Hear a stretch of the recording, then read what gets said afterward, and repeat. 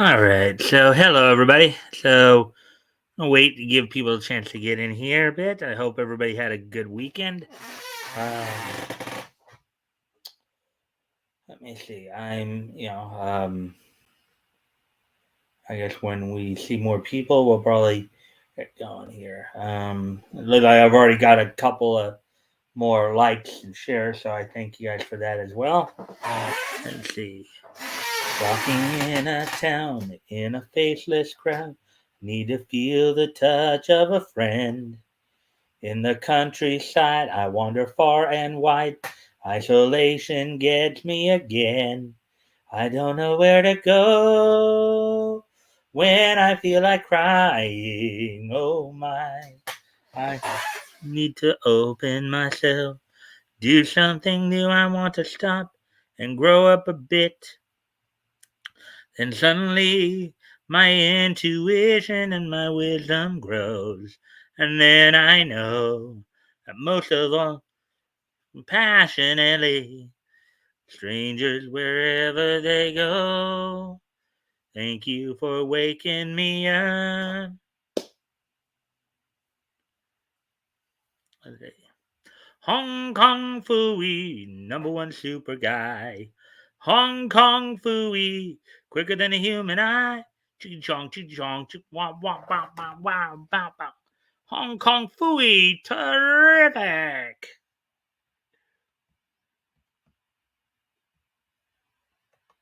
Let's see now, what else? When Captain America throws his mighty shield, all those who oppose his shield must yield. In the red and the white and the blue it comes true when Captain America throws his mighty shield. Tony Stark makes you feel he's a cool exec with the hottest wheel as Iron Man. All jets of flame, he fights and fights with repulsor rays. Amazing power, it's Iron Man. Amazing power, it's Iron Man. And it looks like we have a second part. Hello. How you doing tonight? Hopefully you're doing well. Hopefully you had a good weekend. Um, we will probably let's see now. So now we have two people here. Let's see, and we're coming up on 3 minutes here. So I guess I can kind of get started and talk about what. So we're gonna go through 6 articles tonight. All of them from Bounding into Comic. And I guess there they go again. I guess I'll wait a little longer then to see who else might show up. Um, anyways, let's see. So getting back to Doc Bruce Banner, belted by gamma rays, turned into the Hulk. Ain't he just gallantly wrecking the town with the powerful? You know, ain't so monsterful. Who isn't lovable? The ever loving Hulk. Hulk, Hulk. Cross the rainbow bridge of Asgard, where the blue means heaven's roar. And behold, incredulous wonder, the god of thunder, mighty Thor. Stronger than a whale, he can swim anywhere, and breathe underwater, and go flying through the air. Noble submariner, prince of the deep, so beware deadly demons. Lord Namor of Atlantis is the prince of the deep. Okay, so let's try this again. All right, so we have, as I said, 6 articles we'll probably be going through tonight, all from Bounding into Comics. 3 anime related, 2 comics related, and then 1, kind of cartoon related. Plus, the wrestling roundup. 4 major companies, WWE, AEW, Impact, and NWA. Um, among the anime stories um, include there's a Gundam animator who's asking fans to stop leaking announcements. He believes it's harmful to the industry. We got the second season of the Duke of Death and His Maid anime announced for 2023, and then we also have some trailers and key visuals and a release window confirmed for the new Urusei Yatsura anime, the more recent reboot. We knew it here in the States as Lum the Invader Girl. And then on the comic side of it, got six comics that one article talking about six comics that were inspired by WandaVision. We also have some new announcements from Boom Studios. And in the animation side of it, Netflix has come down with some orders for some of their upcoming properties. Hey, Woody.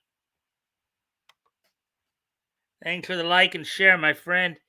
Anyways, so with all that being said, why don't we go ahead and get right into this then? We've got at least a couple of viewers here.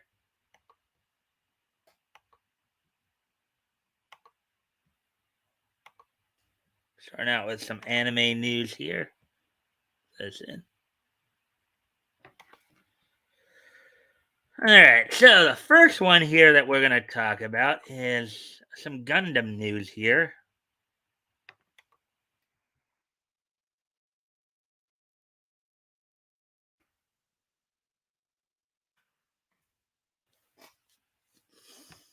All right, so here we go. Gundam series animator Naoyuki Honda asks anime fans to stop leaking announcements, says practice is harmful to industry. Article by Nerdigans Inc. published this past Friday, the 20th. So let's go ahead and see what's going on here. Veteran animator Naoyuki Honda has warned that the recent increase in the amount of announcements being leaked online is quote unquote harmful to the overall anime industry. Yeah, there's a certain reason why they have this from Mobile Suit Gundam Hathaway's Flash 2021 Bandai Namco film with this right here. There's a certain reason why VAs have to sign NDAs. Now, granted, it only has that statement has only a marginal relation to what he's probably going for here. But let's go ahead and see this. One great example of this trend can be seen in the recent announcement of the Seven Deadly Sins continuation series, Four Nights of the Apocalypse, as news of its production was spread all over Western social media at least 3 days ahead of its official reveal in Weekly Shonen magazine. We kind of caught wind of that too, but I can see his point. You kind of dull down you kind of make the event less when you leak it early. This leak spread so fast and far that the official Four Nights of the Apocalypse Twitter account informed fans that quote currently Weekly Shonen magazine quote unquote released on Wednesday the 11th is being illegally distributed unquote, and requested that, quote, since this content has not been announced yet, we would appreciate it if you could refrain from spreading it until it is released. All right. So basically, what he's saying there is because of the fact they're leaking the information early, the fans are apparently taking it upon themselves to release the issue before it's officially released by the company, and that is kind of a no-no. That is a no-no. You know, that's not cool. Wait at least till it's released, then start sharing it.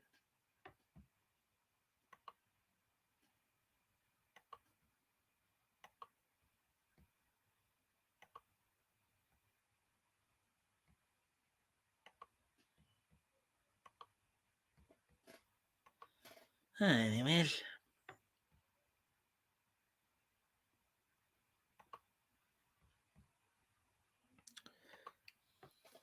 Quote, we sincerely apologize for the inconvenience caused to our readers, unquote, they concluded.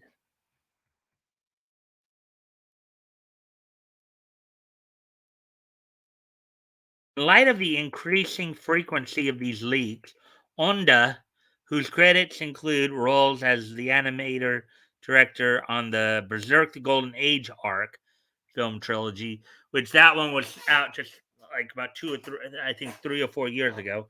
Mobile Suit Gundam Hathaway, which we saw that earlier in the article here, and Mobile Suit Gundam ZZ took to Twitter on May 8th to warn fans about the negative repercussions these early and unofficial reveals. Okay. About the negative repercussions these. Okay. Yeah. The way they wrote that didn't make much sense, but Arc 3, The Advent, 2013. Quote, recently there have been overseas accounts that obtain preliminary information and tweeted ahead of time, unquote, wrote the animator via machine translation provided by DeepL. They're saying a lot of this is coming from the West, which would make you wonder if maybe somebody at Sony or something might not be encouraging this or something like that.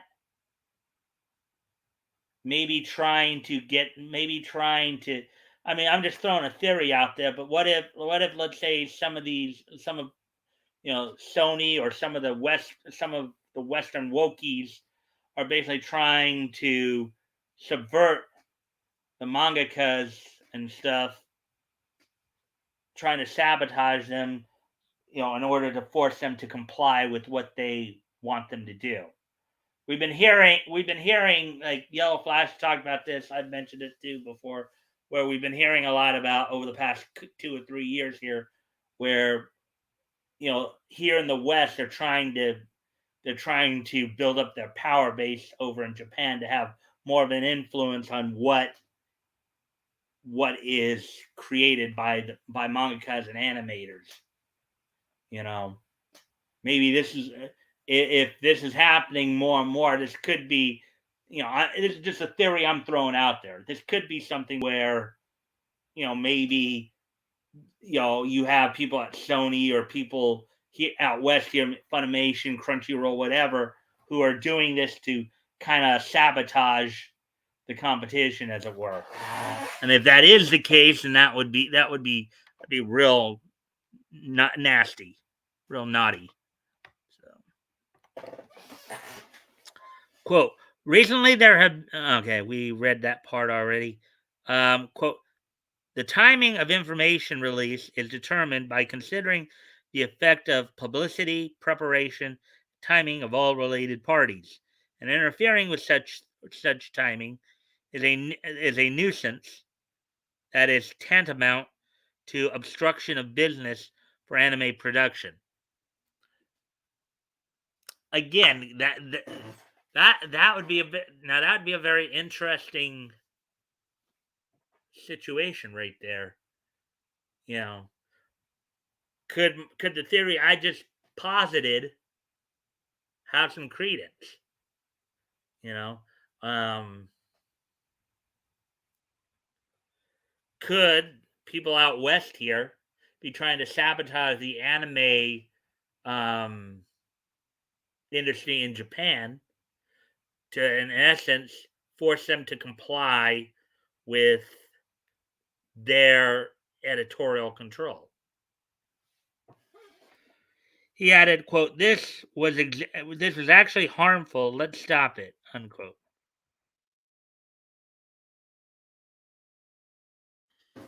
Continuing, Onda explained, "quote usually information is exchanged among colleagues in the same industry, and there is also horizontal connection to recruit staff members." Unquote. Quote, this is because it is common knowledge that the information is kept private until an official announcement is made. Unquote, he said. Quote, however, the new restrictions on this have been a great hindrance in recruiting staff, unquote.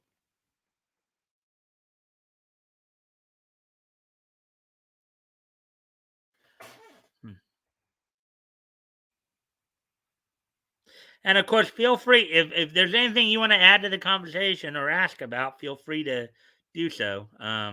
Woody or anybody else who might be in here.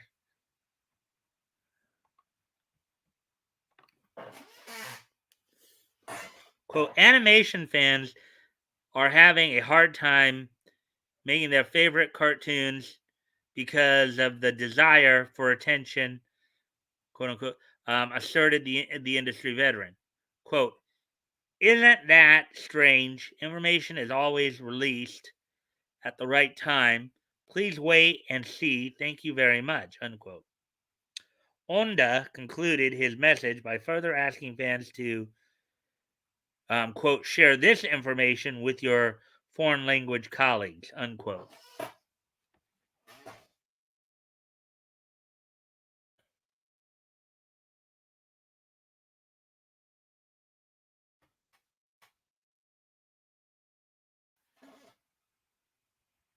A few days later, noted manga news Twitter account Josuke, um, Josuke, revealed that he spoke to Onda in the days following the publication of his thread. In doing so, gleaming even more information, the animator, quote, would like people overseas to know, unquote. And then here's a tweet right here. I'm sure that anime leaks concern important thread. A few days ago, Naoyuki Onda, animator character designer, talked about the leaks that have been happening recently in the anime industry. I'm going to share some things he would like people overseas to know. And that's a picture of Lum from your say Yatsura.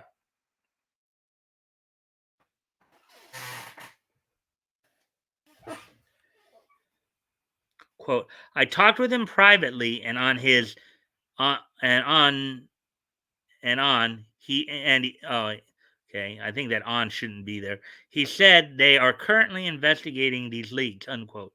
Josuke replied, quote, specifically on anime he is working on, like Urusei Yatsura, Bastard, and assumed typo, as Onda is not working on the series upcoming adaptation, or MF Ghost, and on specific accounts like at Sugoi Light.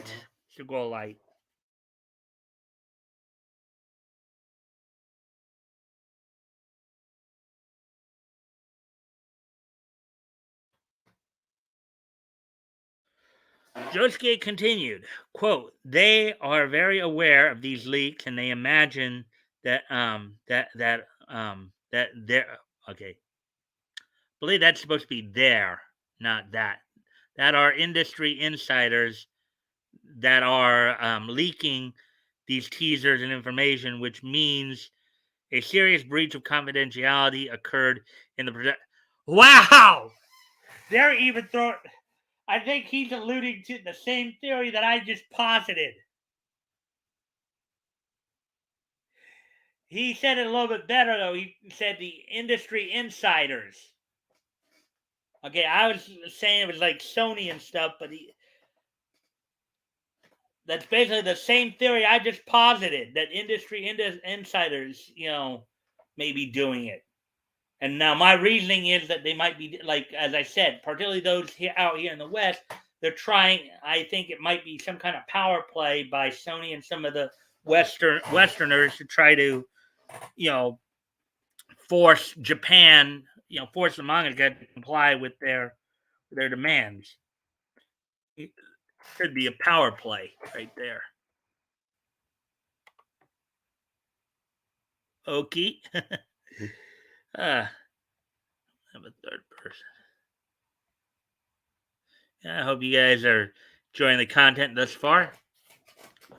Quote, in his Onda's words, in smaller quotes, we would like the specific account to be aware that it is committing criminal act of stealing trade secrets, and if possible, to voluntarily stop, unquote. Josuke recalled, quote, and if these leaks continue, legal action may take action. You know, basically meaning that they can either stop voluntarily or they can be threatened with a lawsuit. That's basically what's going on here.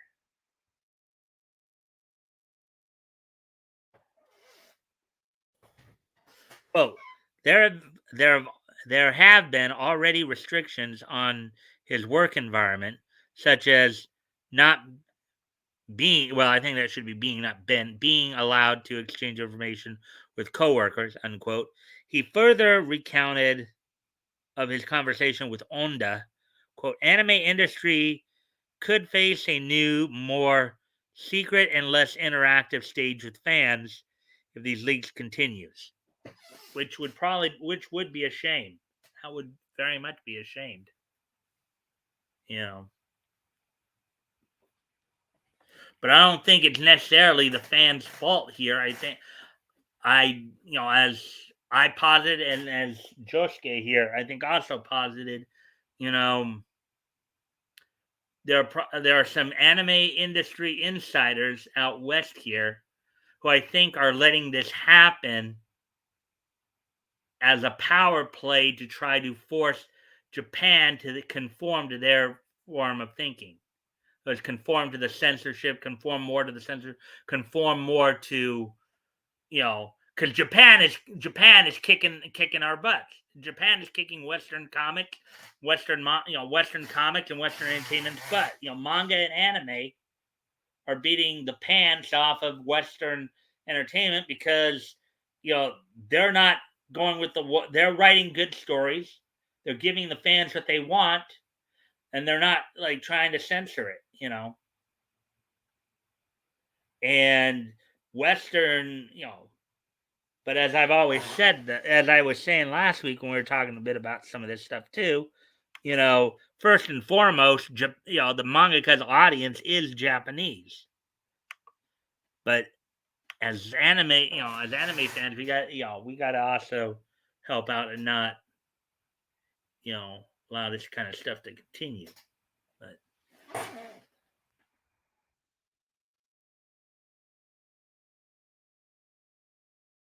drawing his thread to an end, Josuke deferred to Ondo once again, quoting, quote, finally, for the sake of the anime industry and anime fans, we hope that people will stop getting info outside of official sources and that fans will wait until there is an official announcement and not ask for leaks, unquote.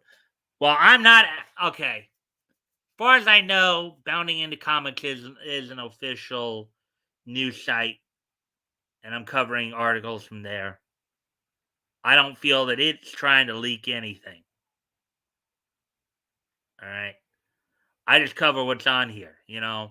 I wasn't aware though that there was stuff like this going on, but I think think places like Bounding into Comics, CBR, they are trying to do it the right way. So, um, quote, I shared this because I feel we needed to be aware of it, unquote, the animator reaffirmed in conclusion to their discussion. This is bad news for the anime industry across the board, as anime staff, whether they be animators, directors, or even producers, love interacting with and getting feedback from fans on social media. Sadly, it seems like clout chasing leakers are on track to ruin the fun for everyone. Well, I think it's more. I think it's more than clout chasing.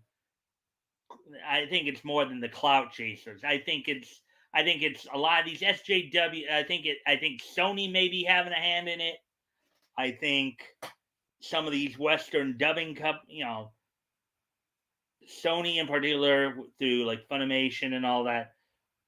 They're I think they may be heavily involved. They may be doing this or encouraging this to try to force force the anime industry in Japan to conform to their point of view, and that's just not gonna happen.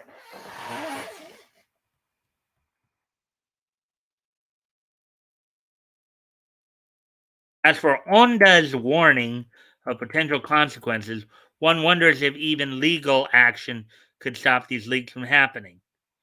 It would slow them down, sure, but likely not enough to stop them completely. Well, yeah, I mean, um, Nerdigans here does have a point there because I mean they've been talking about the pirating issue over the years, and no matter how many sites they close down, no one pops. It's like you may close one down, but five more pop up in its place. You know,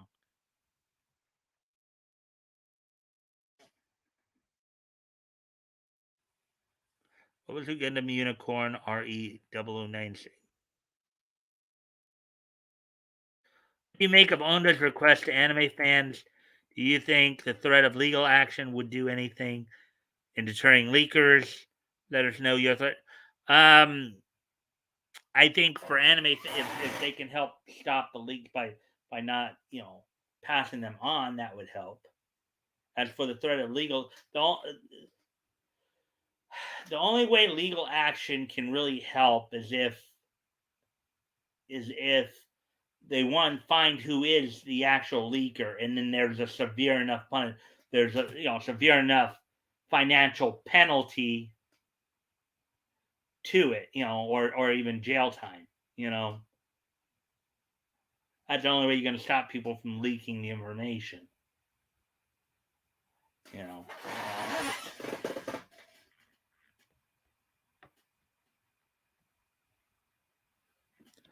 All right, so there we go with that one. Hey, Batgoat. Thanks for dropping in and liking and sharing the stream. We're going through the anime stories first because we had more of those than anything else. But stick around. There's some interesting stuff here.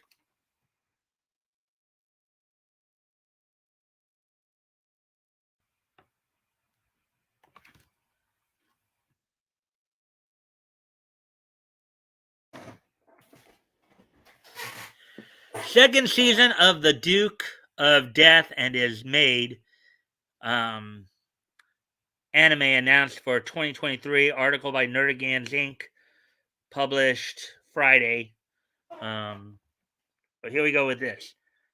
This past week started off strong for anime fans as on Monday, the Duke of Death and His Maid, the Japanese word Shinigami Bochan to Kuro Maid, officially announced its second season.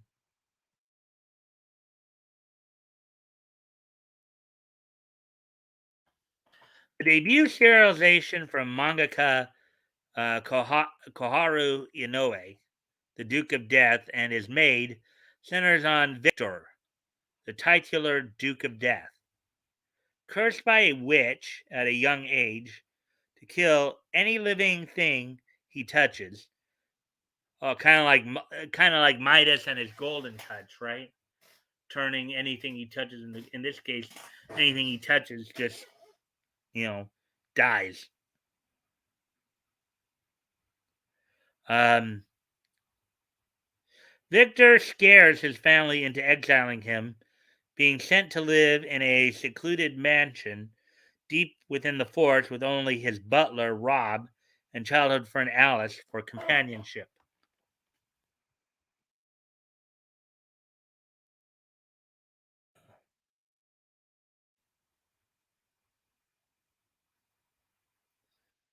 There.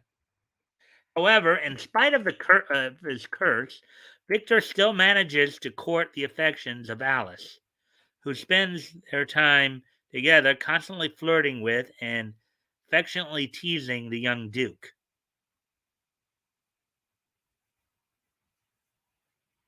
Unfortunately for Victor, he soon finds himself the target of an elaborate plot by his mother to have his younger brother replace him as the family's heir.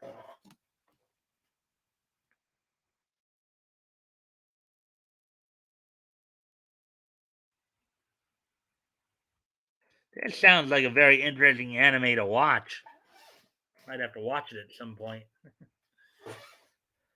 Proceeding to voluntarily break away from the family altogether, Victor, along with Alice and Rob, dedicate themselves to searching for a cure for the Duke's affliction.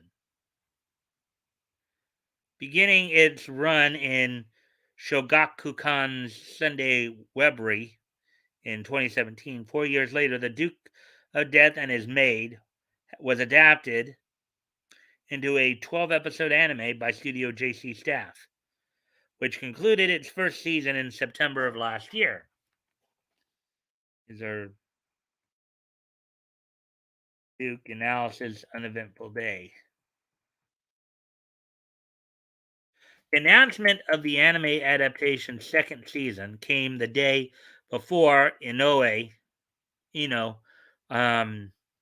brought The Duke of Death and His Maid manga to an end. Quote, a big announcement of new information about the TV anime in commemoration of the completion of the original work, unquote, declared the anime's official Twitter account on May 16th, which was one week ago. Quote, the second season of the TV anime is scheduled to air in 2023. So,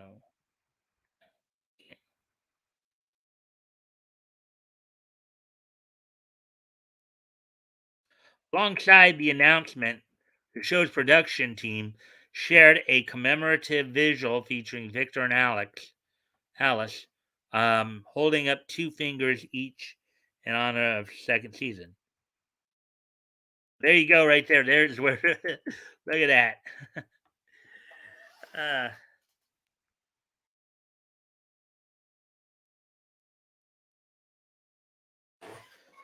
Directed by Yoshinobu Yamakawa from High Score Girl, and starring Natsuki Hanai from Vanitas in the case study of Vanitas as Victor, and Ayumi Mano, Natsumi from in Data Live as Alice. The first season of Duke of Death and His Maid is currently available for streaming on Crunchyroll. Are you excited for the second season of The Duke of Death and His Maid? Let us know your thoughts on social media or in the comments down below. Well, there we go with that one. So that does sound like a very interesting anime, I'd have to say. Let's see.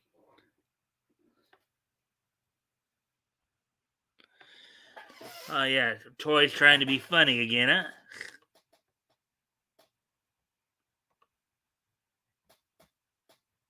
Let's see now. Lights out. Intimate moans are heard from behind the stage. The moans get louder and louder, and suddenly stop.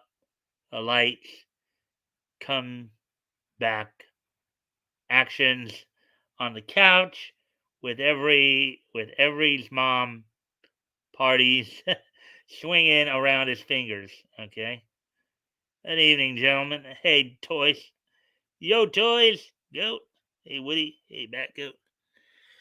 Alrighty then. So let's get on to the next and last anime article. And then we'll get into the comics and some other stuff. We're already 34 minutes into this.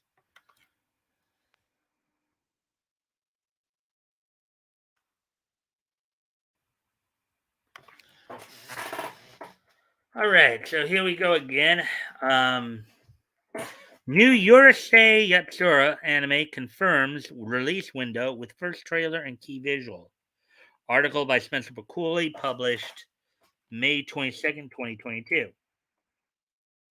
The latest anime adaptation of Rumiko Takahashi's classic Urusei Yatsura rom-com, romantic comedy ecchi manga, has received its debut trailer, a new key visual, and perhaps most excitingly, an official release window, which means dates and it's likely to be released. Look at that right there. This is from the modern Yorkshire Yatsura. Announced as in development as part of the celebration of series publisher Shogakukan's 100th anniversary. The upcoming Yurusei Yatsura anime is set to run for a total of 52 episodes across a total of 4 televisions. So 13 episodes per season, basically, which is how you usually do it. And will adapt a variety of different stories from across the manga's original run rather than consecutive retelling of its core plot.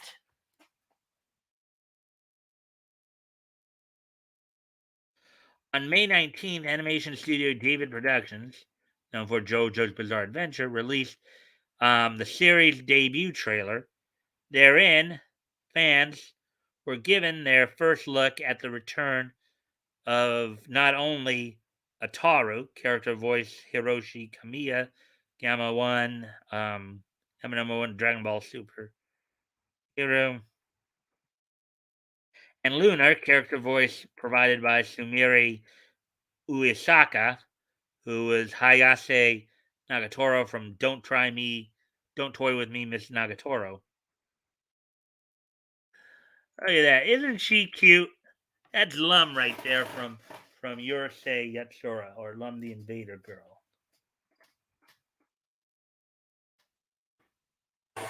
But also, the competitor for Ataru's affection, Shinobu Miyake, character voice Maya Uchida, who was Yuki Yoshino in Food War Shogeki no Soma. And I believe Yuki in English was the voice was provided by Lucy Christian.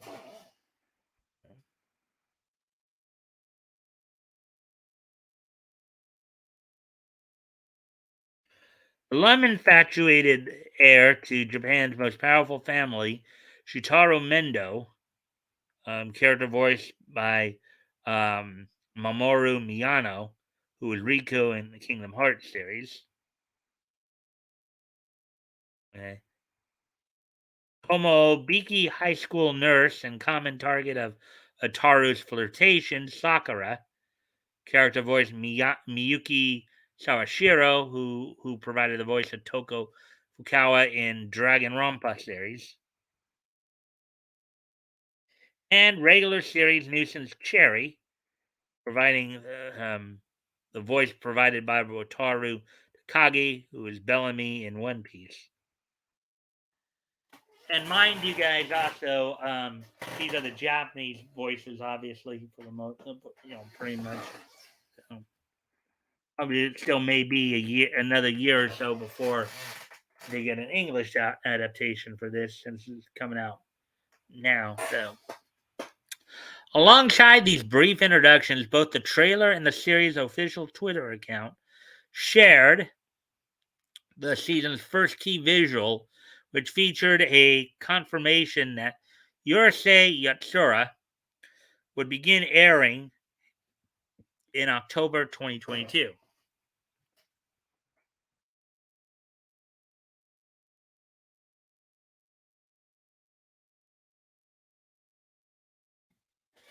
As previously announced, JoJo's Bizarre Adventure Part 5 Golden Wind director Takahiro Kamei will direct the series under the supervision of fellow Golden Wind directors Hidaya Takahashi and Yasuhiro Kimura.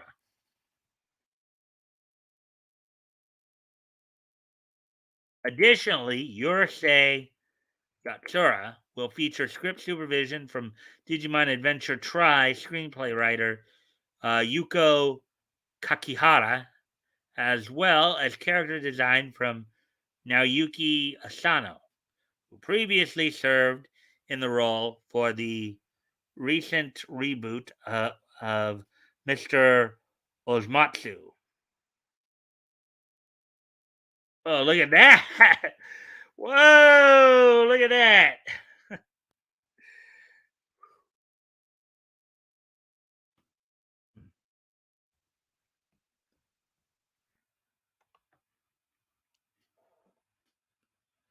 Let's see.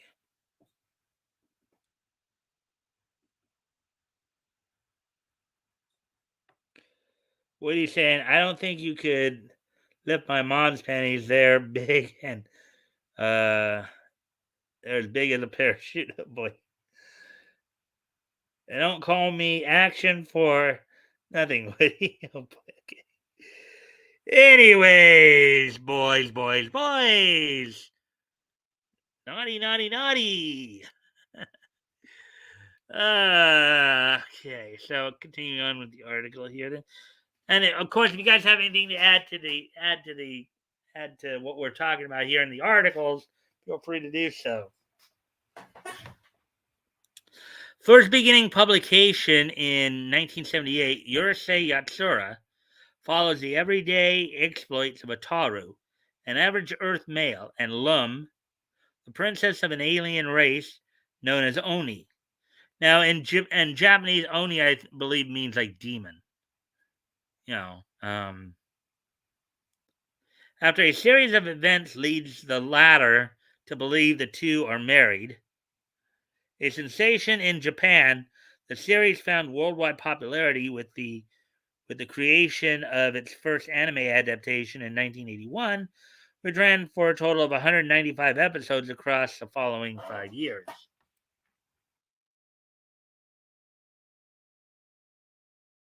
Some of the manga.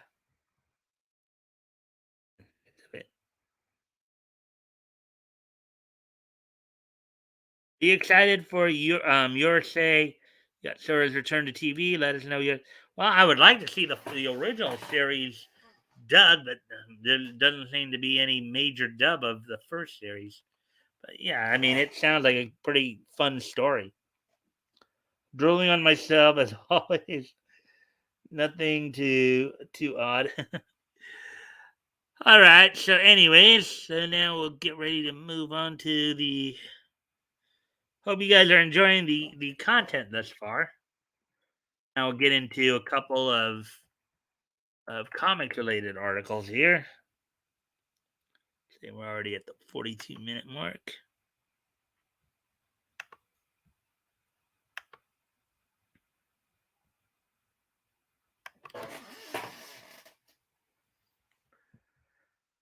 All right, so 6 comics that clearly inspired WandaVision. Okay, so actually, WandaVision was inspired by 6 comics, not the other way around.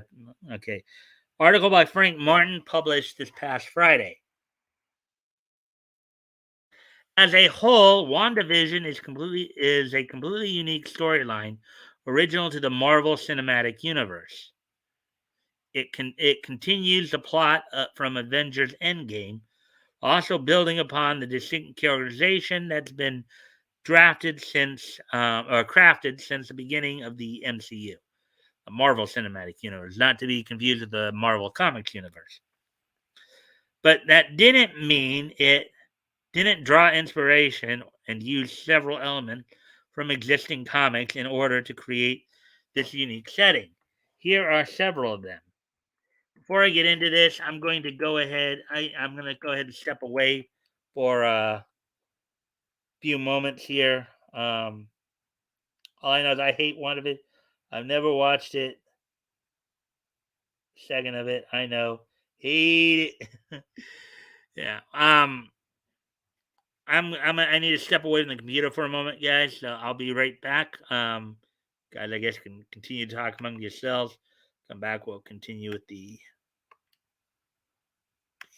um.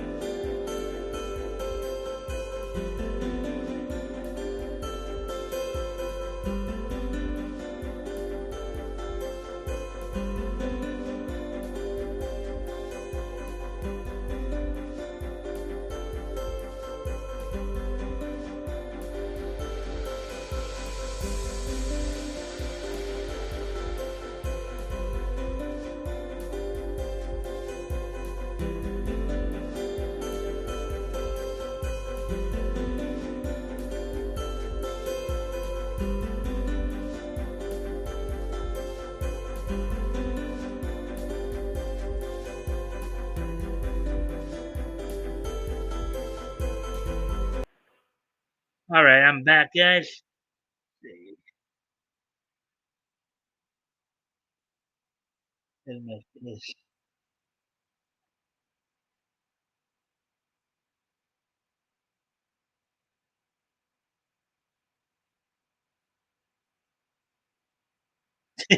Oh boy, boy, ay, ay, ay. There we go. Hold on a sec. Just had to do that little thing real quick, just because of the fact you guys know sometimes the signal will go a little crazy on me there. We got 5 people in here. Goody, yay! Hopefully everybody's enjoying the content thus far. We'll get back what we're just have to read there in a moment.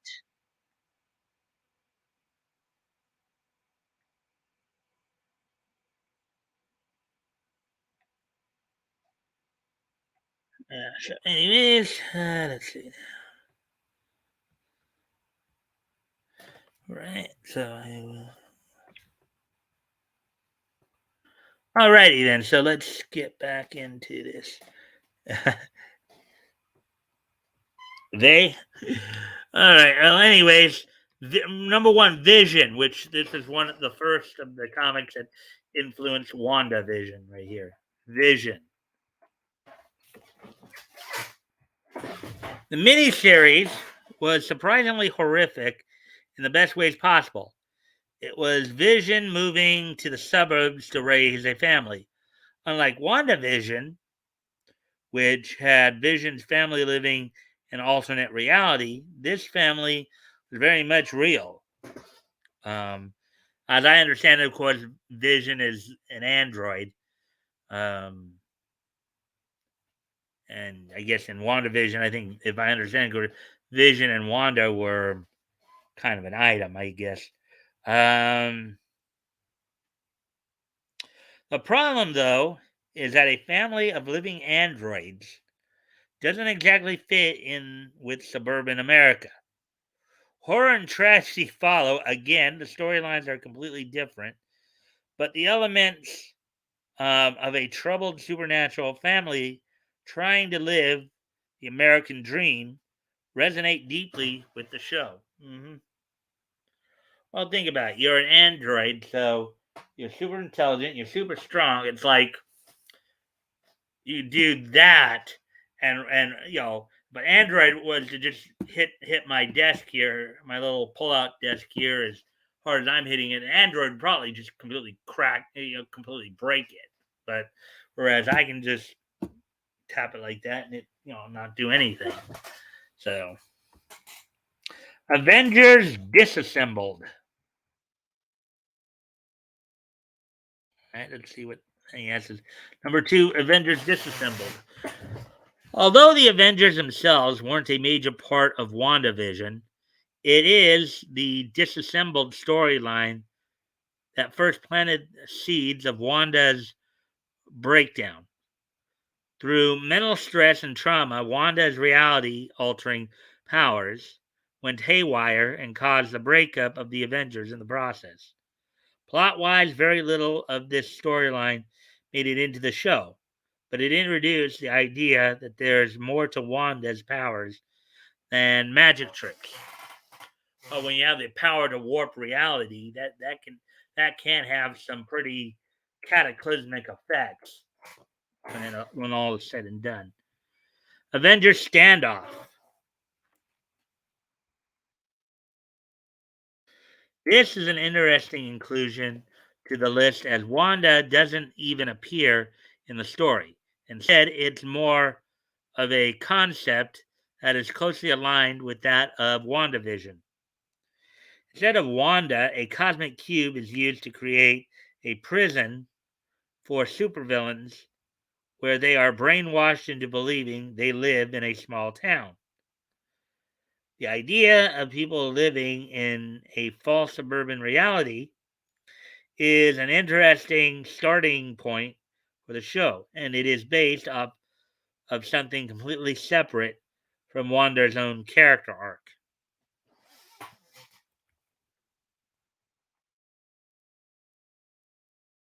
Vision and the Scarlet Witch. Before there. Legion. Anyways.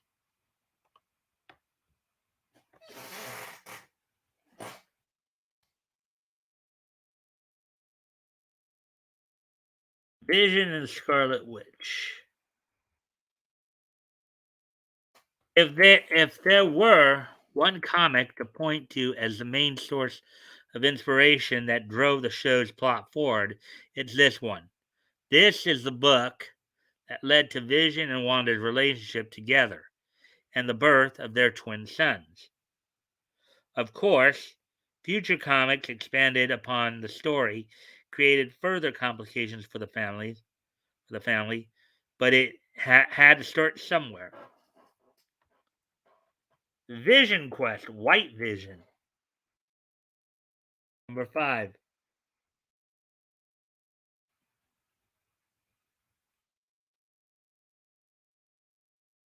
The inclusion of White Vision in the show shows just how many different comics are being crammed into the storyline.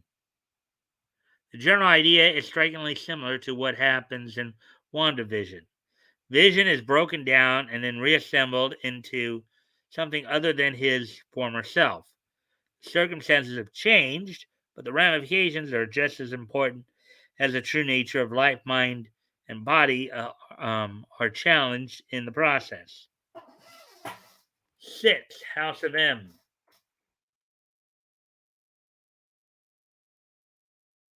House of M book. I'm number 1 from Marvel. See if you guys are saying anything there. I'd say nothing new there.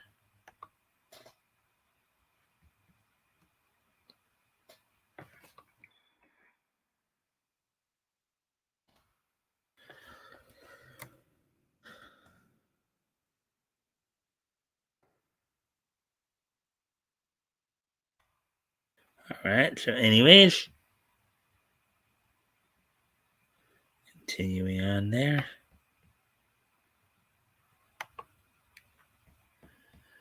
All right, as we shall continue on here.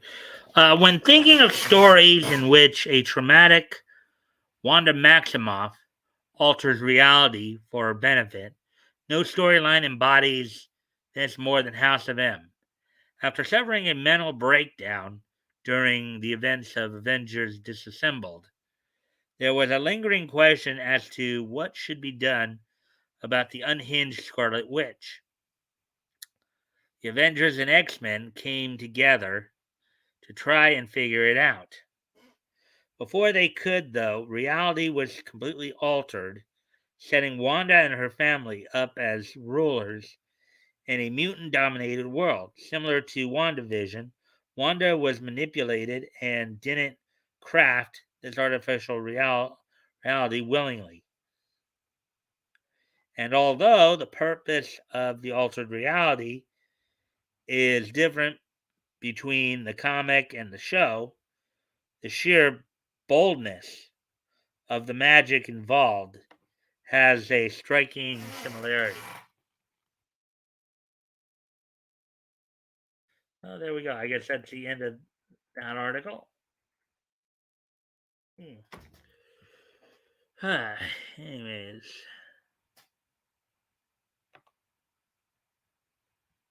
now getting on to last comics related article here.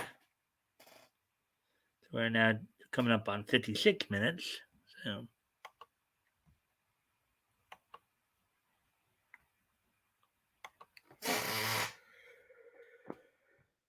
All right. So, Boom Studios Power Ranger series to introduce new Death Ranger. Creator Paul Allor confirms villain's entire species is non-binary. Oh, goody! They decided to try to push the agenda as well. Whoopee! Let's see what article by Spencer McCauley published yesterday. In the build-up to the 100th collective issue of what may be one of the last readable Western series currently on shelves, Boom Studios has announced that their Power Rangers continuity will soon see the introduction of a new threat to the Morphin grid in the form of the Death Ranger, a fallen hero who hails from an entire species of non-binary aliens.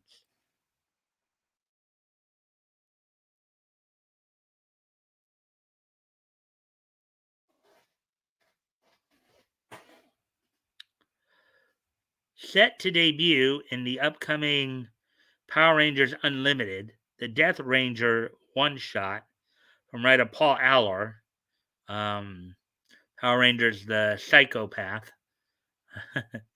All right, interesting name there. And Power Rangers cover artist Catherine Lobo, the Rangers' new adversary, holds an quote unearthly secret that might spell doom for everyone in the Morphin grid unquote. Quote, the legendary Omega Rangers defended the universe from evil thousands of years ago. The six of them using their elemental powers to protect others from sinister forces, unquote. Reads the official story teaser from Boom. Quote, but that all changed when one key member became seduced by the death defying powers of the Ranger's greatest foe.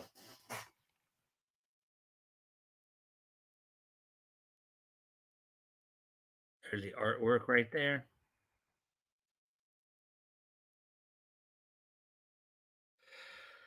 It has Power Rangers Unlimited, The Death Ranger Volume 1, Number 1, 2022. Boom Studios cover art by Keila Valerio.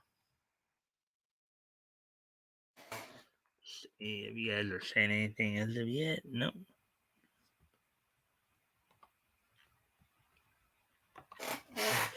It adds, how does this Ranger connect to what's locked in the mysterious Omega Vault in Safe Haven? So many millennia later, as everything converges in the milestone comic book event, charged to 100, unquote. This event, says Boom, quote, will unfold in the upcoming issues of Mighty Morphin Power Rangers, along with special one-shots as the Power Rangers and Omega Rangers join forces and some familiar galactic faces to battle a terrifying new cosmic threat that's rising from the depths to threaten every living thing in existence, unquote.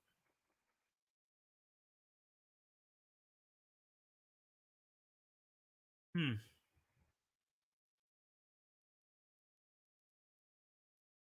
Mighty Morphin Power Rangers, Volume 1, number 29 2018. Boom Studios, art by Danielle Di Nicuolo, Simona Di Gianfelice, Bachan, Walter Biamonte, and Jeremy Lawson. Quote, we're continuing the epic Charge to 100 with a new type of power, a new type of ranger you've never encountered before, unquote, exclaimed Boom Studios senior editor Daphne Pleben. In an official press release, quote, just like the introduction of fan favorites Lord Drakon, the Ranger Slayer, and countless other characters who've taken on a life of their own, it's time to meet a dark and ominous figure from the ancient recesses of Morphin history, the Death Ranger, unquote.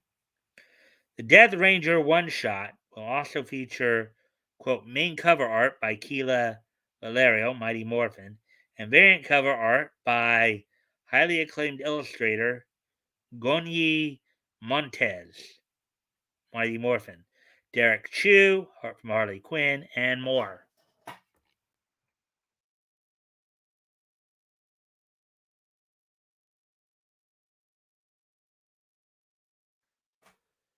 Hmm.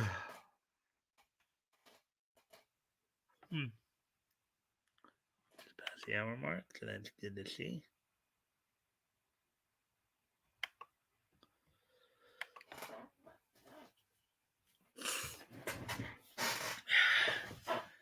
Though Boom themselves made no mention of the character's gender in his official reveal, the Death Ranger was separately confirmed by Allor on Twitter to be non-binary. In response to one particular tweet wherein a fan pronouncing a sexual fantasy about the Death Ranger used the pronoun him in reference to the villain. Allor asserted, quote, the Death Ranger's pronouns are they, them, as is the case with their entire race. But otherwise, yes, appropriate response. Hmm.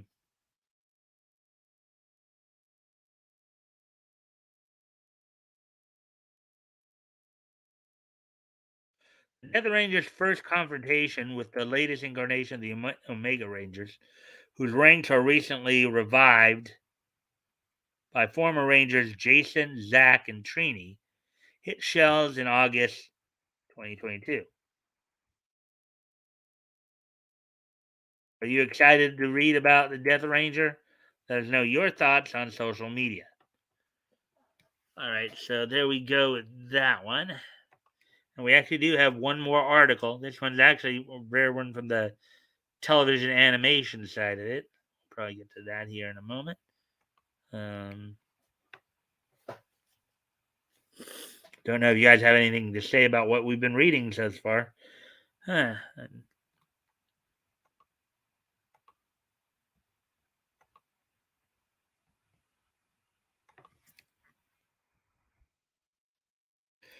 All right, so this is the other article I'm going to read tonight here. And look at that, there's Velma Dinkley. Well, HBO Max is doing some stuff with her along with some of the other stuff they're getting ready to release. So yeah, this might be something good that everybody might catch everybody's attention here.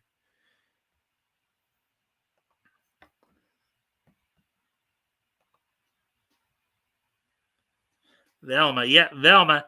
Just wait till you hear what Netflix is doing with Velma. Woody. HBO Max gives season orders to Mindy Kaling's race swapped Velma. Okay, so maybe the meaning that they're allowing Velma Dinkley series and Clone High reboot. So now we're gonna get a race swapped Velma here. How this is gonna work, I don't know. But article by J.B. Augustine published earlier today. All right, so here we go. Here.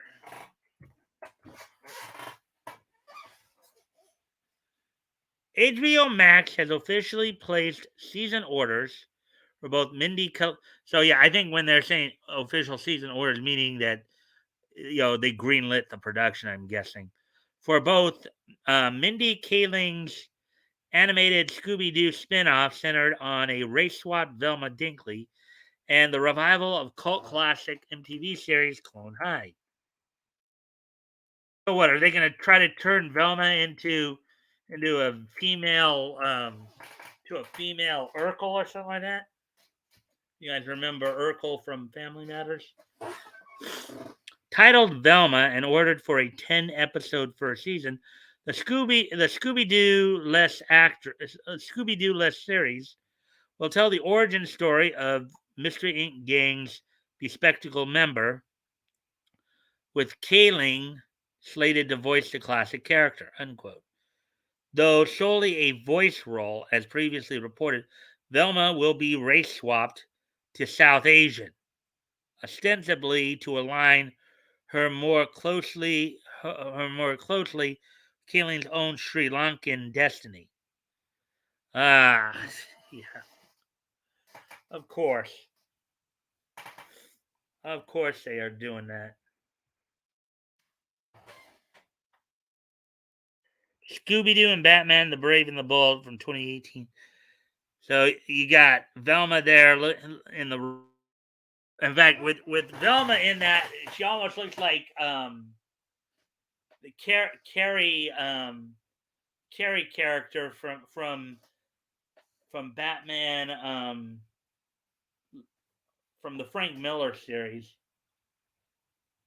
The Dark Knight Returns. Yeah, Shaggy's supposed to be Batman, and of course you got Scooby-Doo right there. Kaling will also executive produce the series alongside The Office executive producers Charlie Grandy and Howard Klein, as well as Warner Brothers Animation's Sam Register. Longtime guy right there. Unlike previous Scooby-Doo series, Velma leans hard into mature content, including nudity and grisly murder. Well, okay, they're trying to turn this into an adult when Scooby-Doo was classically, produced for kids. The Mystery Begins 2009.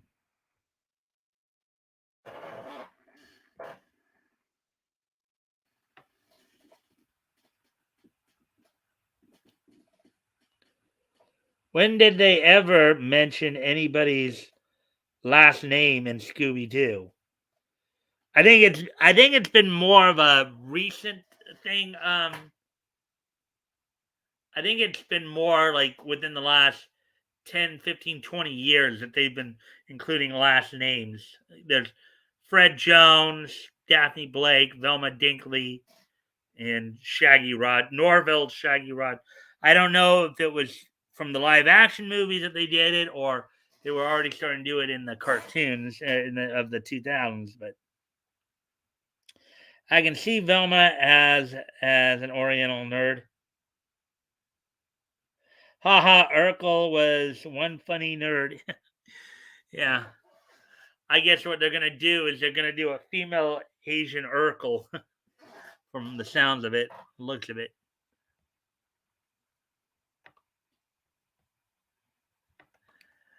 Wonder if she'll even start going, did I do that?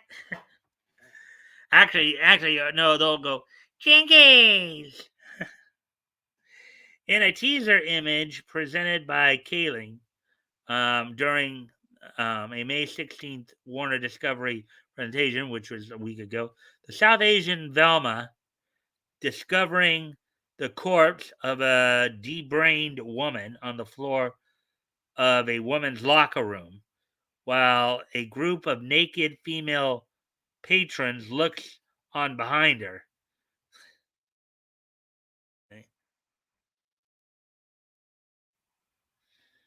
Yes. Expecting it all. So hopefully you notice my Velma is South Asian, unquote. Kaling told presentation attendees. Quote, people freak out about that. I don't care, unquote. Yeah, of course you don't. And if you're trying to, and what usually happens when you try to push agenda, you push and you try to force this on people, again, taking an established character and change them to make a statement, you're not going to make much money on it. Of course, from what I understand, Netflix has been having a lot of problems lately anyways. She added, quote, "Nobody ever complained about the talking dog solving mysteries, so I don't think they'll be upset over a brown Velma," unquote.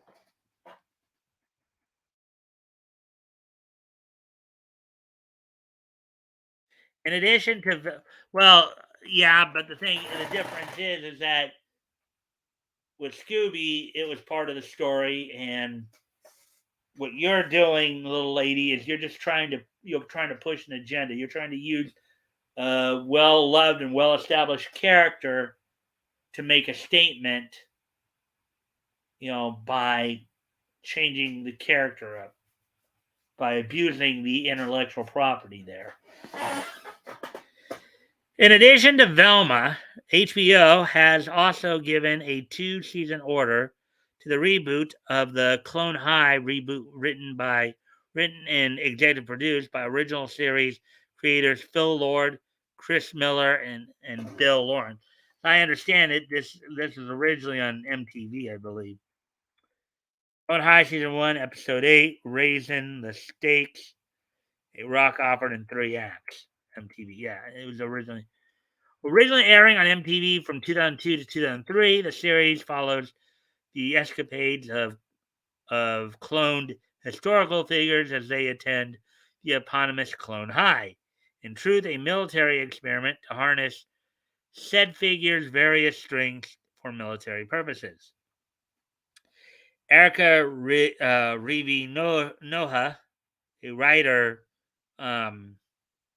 on the original series, whose credits include co-executive producer seats on such sitcoms as NBC's Marry Me and Fox's The Last Man on Earth.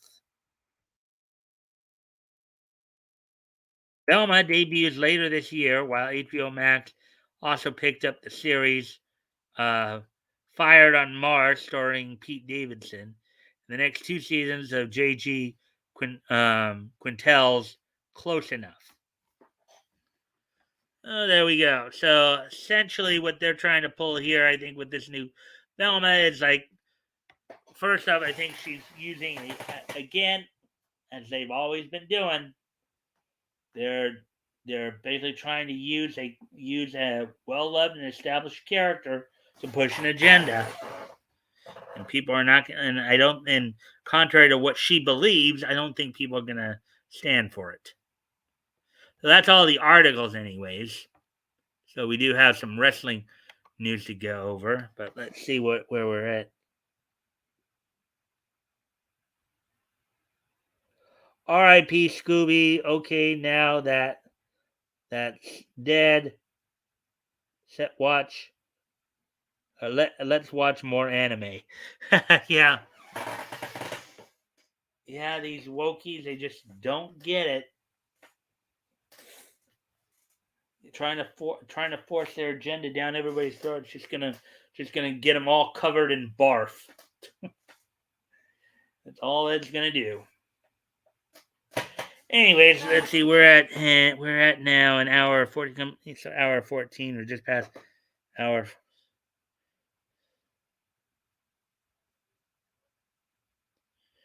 Why did Woody retract? I don't know. I was unaware he did, but maybe he didn't really want to insult Urkel.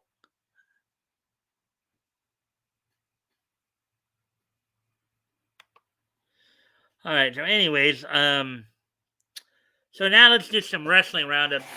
We do have news from all over, from quite a bit of the wrestling world. On the WWE side of it, of course, the Naomi and Sasha Banks walkout story is still continuing to evolve, as now there's rumors they may have quit, but we're also seeing that even though they've garnered a lot of support from fans and from other from other wrestlers, we still don't really know what specifically set them off, because everything we've been hearing, the only thing that seems it's I think in their case they're saying that, or they feel like the tag team titles were not being respected, is what it comes down to. But we haven't really specifically heard from Sasha or Naomi what exactly set them off, what exactly set this thing into motion. Now, management, WWE, particularly their management, has basically been like all like, they've been, basically coming down and saying, look, we don't appreciate what you did. And when they're doing everything they can to bury Sasha and Naomi. Now, they've taken their merchandise pages down. They're taking them off Facebook. They've basically cut them out of the opening for SmackDown. They're basically, now there has been talk that WWE may freeze their because one of the things is that they don't want to let them go per se, because then because Vince is afraid they might end up over on SmackDown, or not SmackDown but AEW. So to keep them, they may just freeze their contract until they're actually ordered by a court to either either use them or let them go, either release them from their contract or let their contract run out.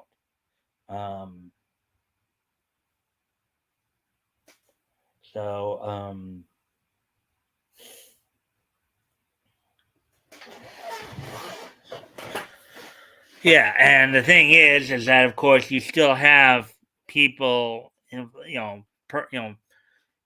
Sasha, I think, is married to one of the WWE's costume designers, and of course, as everybody knows, I've mentioned before, Naomi, Woody's greeting,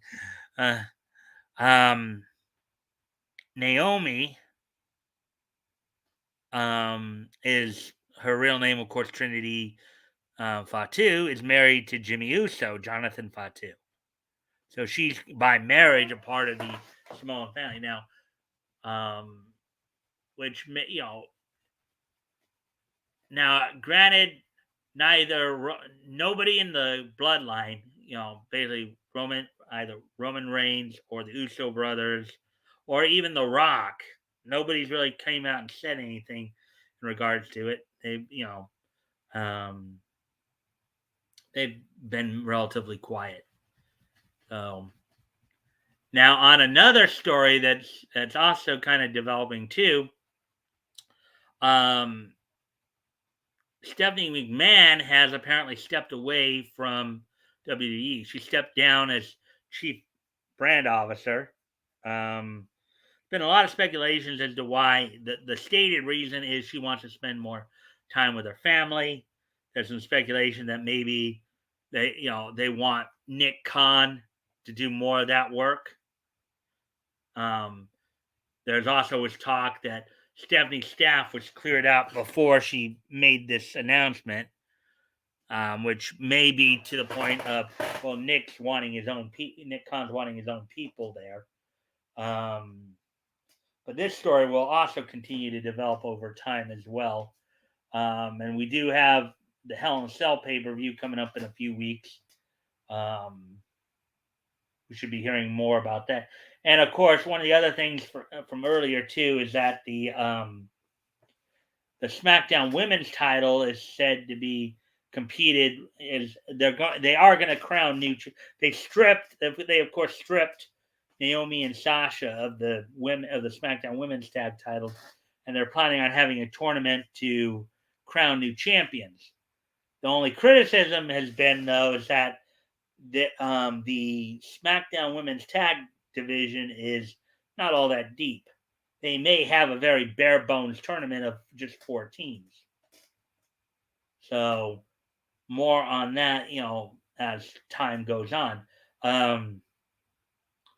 Now getting to All Elite Wrestling, the final of the finals of the women's quarterfinal round happened last Friday on Dynamite, in which Chris Statlander had defeated Red Velvet and advanced on to the semifinals. She'll be facing off against Ruby Soho. I don't know if that's this Friday or not. I don't know all the details there as of yet. But she'll be going up against Ruby Soho, while on the other side of the bracket, Toni Storm will be taking on Britt Baker. Now, the finals for the Owen Hart tournament, both the men's and the women's brackets, will be happening at Double or Nothing, which is next Sunday. So the finals there, and on the men's side of it, we already have one finalist, Adam Cole, and he will meet the winner of the Samoa Joe Ryan O'Reilly match. A lot of people speculate the final is going to be Samoa Joe going up against Adam Cole, as they've been trying to build Adam Cole as a main eventer. In the women, of course, I just talked about the women's side of it, to the women's the women's bracket of the Owen Hart tournament. Also, let me see. Also at Double Nothing, as has been previously announced, of course, AEW World Heavyweight Champion Hangman Adam Page will be defending the title against CM Punk. And CM Punk's really been getting into Page's head. And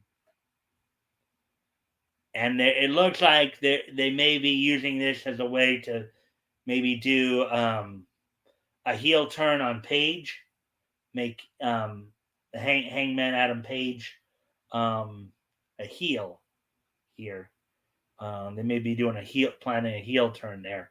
Also, the women, for the women's title, which was already previously announced, Thunder Rosa will be defending against Serena Deeb as well.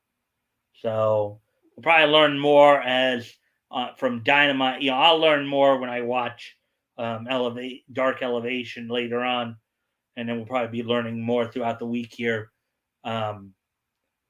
Wednesday, they'll have Dynamite, and then Friday Rampage, both from Vegas, and then leading into this Sunday's Double or Nothing pay-per-view.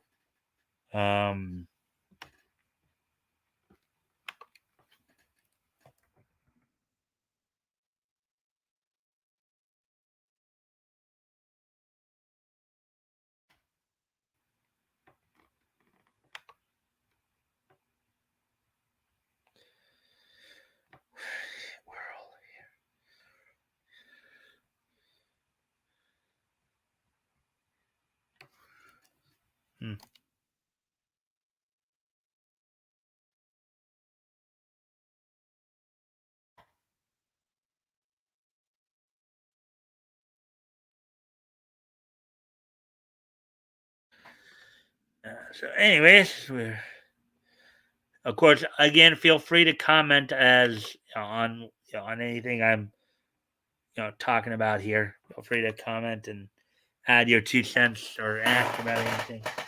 So, with that, moving on to the Impact Wrestling news. So, as we're gearing up, we're about a little less than a month away from Slammiversary, celebrating 20 years for Impact Wrestling, and thus far, as previously announced, after winning, not this past Friday, but Friday before. Nice, Mike. The main event at Slammiversary is going to be the Walking Weapon, Josh Alexander, defending against Eric Young, who is a mainstay in Night Toys. He's been a long time mainstay in Impact Wrestling, celebrating 20 years come June 19th. Also, recently announced 2 weeks ago, the the first ever Queen of the Mountain match, which I explained to you guys. It was based on the men's version, the King of the Mountain match, in which um, it's kind of a reverse ladder match in which you win the match by actually hanging the belt atop the ring, atop you know, instead of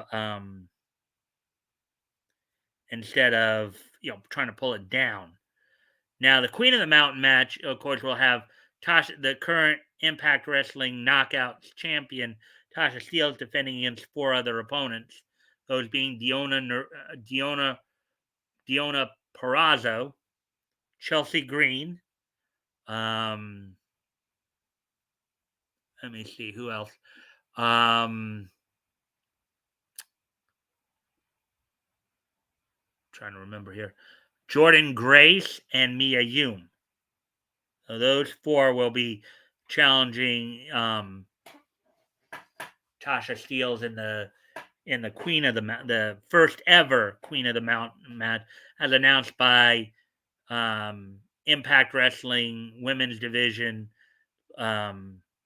executive Gail Kim. Also, this past Friday night in a match against the Laredo Kid, Mike Speedball Mike Bailey punched his ticket into the Ultimate X match at Slammiversary, in which Ace Austin will be defending against a few selected opponents. Thus far, the other opponents are Kenny King and Speedball Mike Bailey.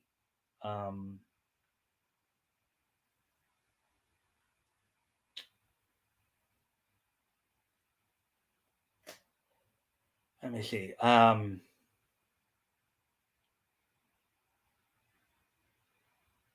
Bailey had defeated Laredo Kid. Also, things are still issues between the Bullet Club and I don't know more still going on, as they had another matchup between the members of in which the Good Brothers of the Bullet Club, Carl Anderson and Doc Gallows, defeated the OGK representing I don't know more Mike Bennett and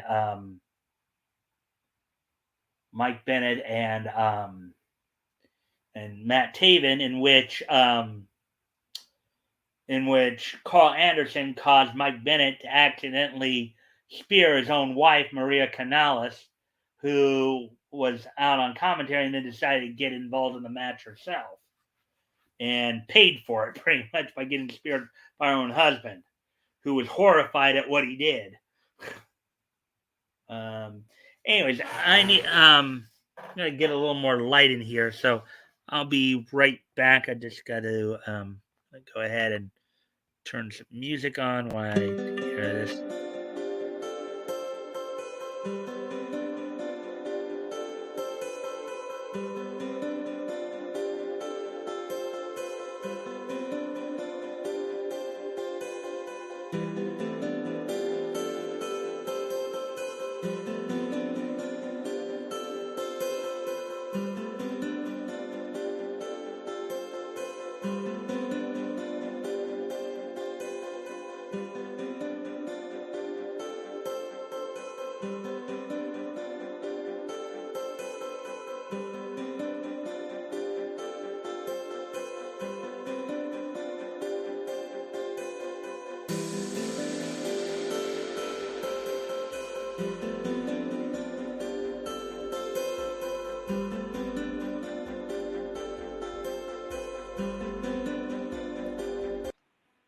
All right, I'm back.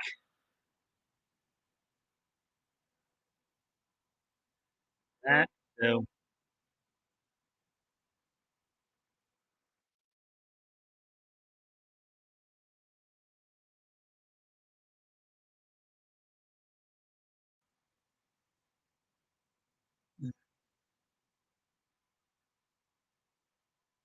all right. So, anyways,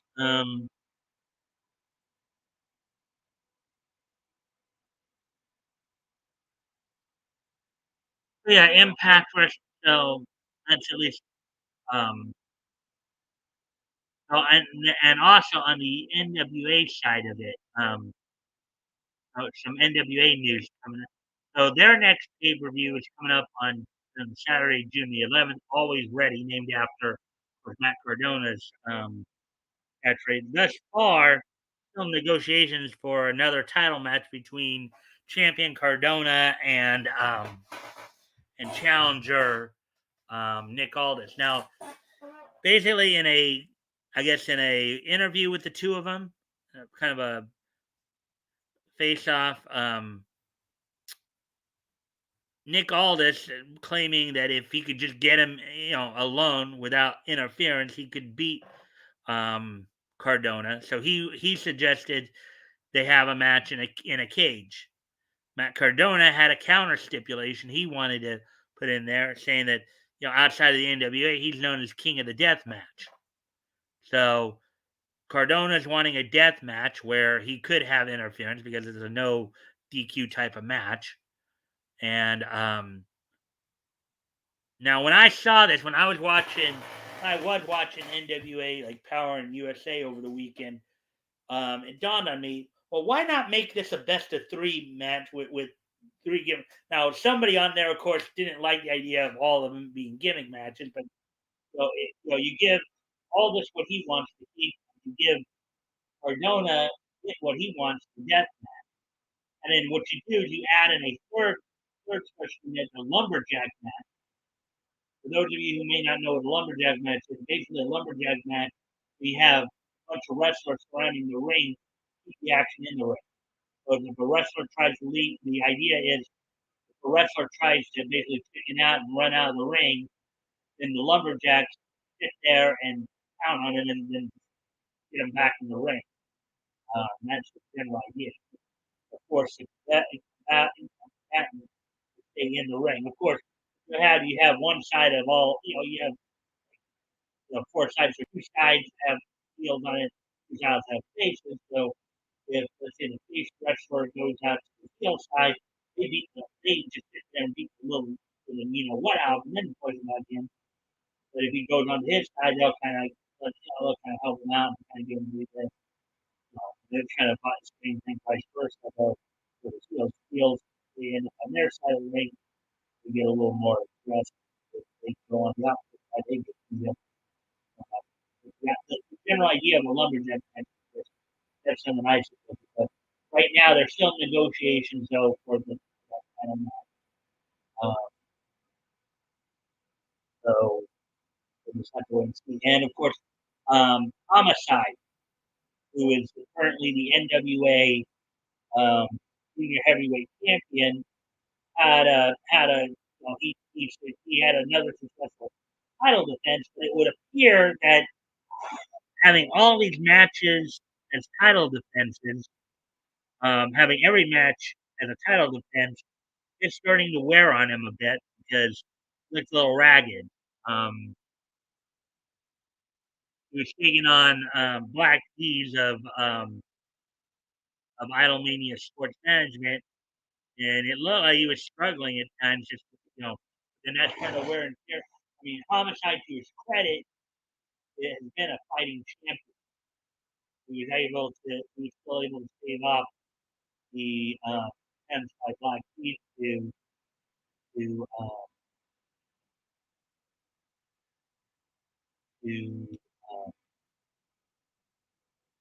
to successfully defend the title and retain the title. But anyway, I guess I just turned my light on now. So one more time away. I should have probably did this before, but anyways, gonna step away one more time here. I'll be right back.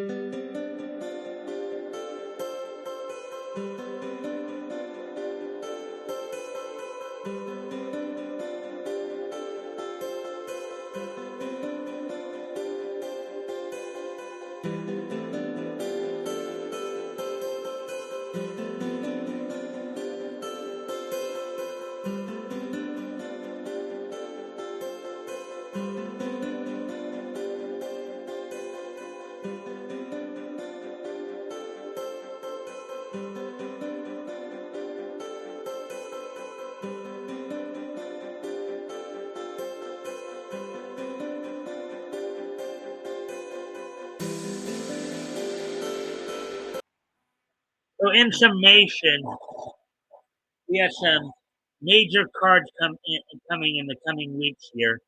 Um,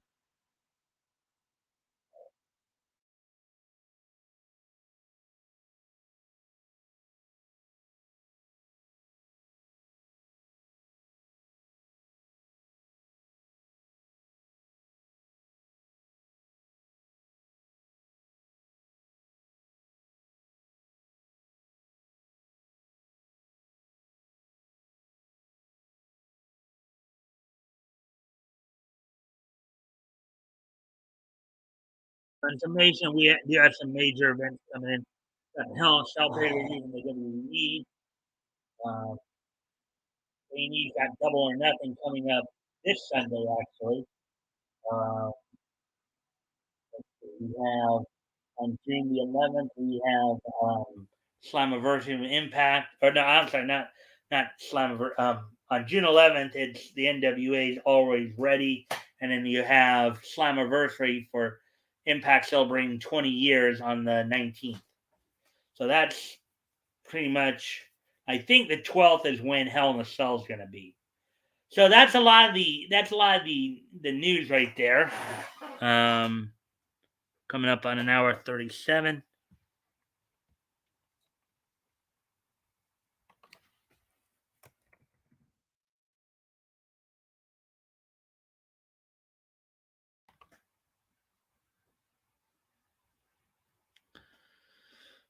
So, anyways,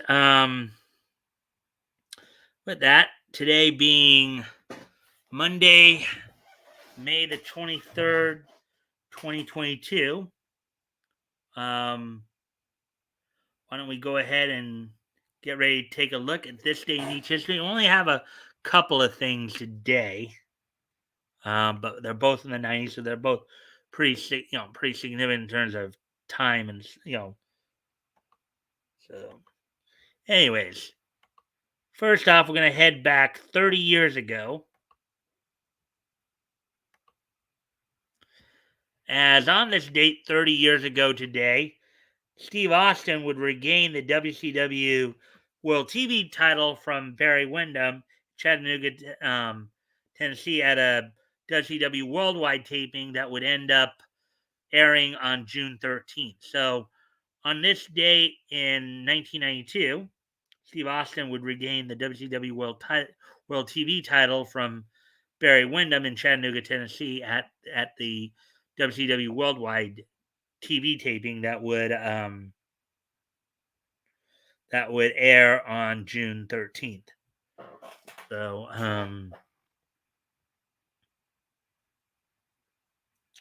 So, anyways, getting ready to move on to the next and last piece of niche history here.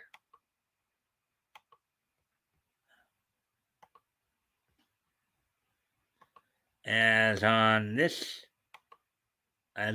date in 1995, which was 27 years ago today, the 525th issue of Superman went on sale on this date in 1995. Story was Hard Decisions.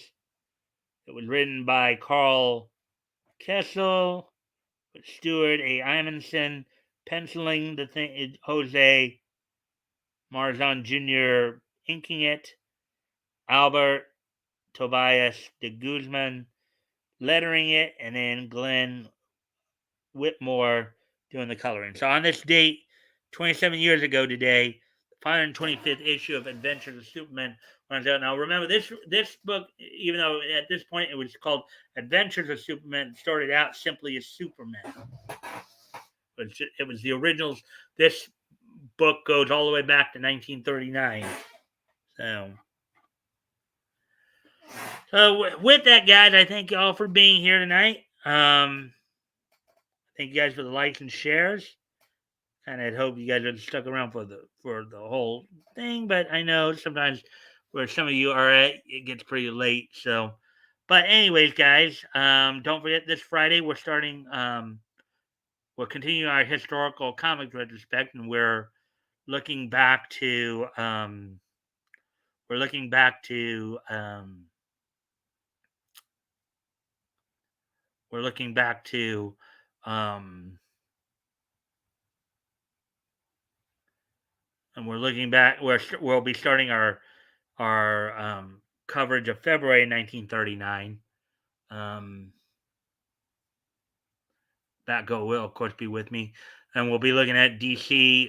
We'll probably be looking at going through the Tara story and maybe Crimson Avenger and maybe one depending upon time.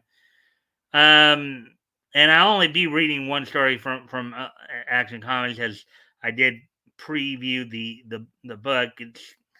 We're gonna have some of the same problems we were having last time too, but I think as long as I'm just reading one story, that will be fine.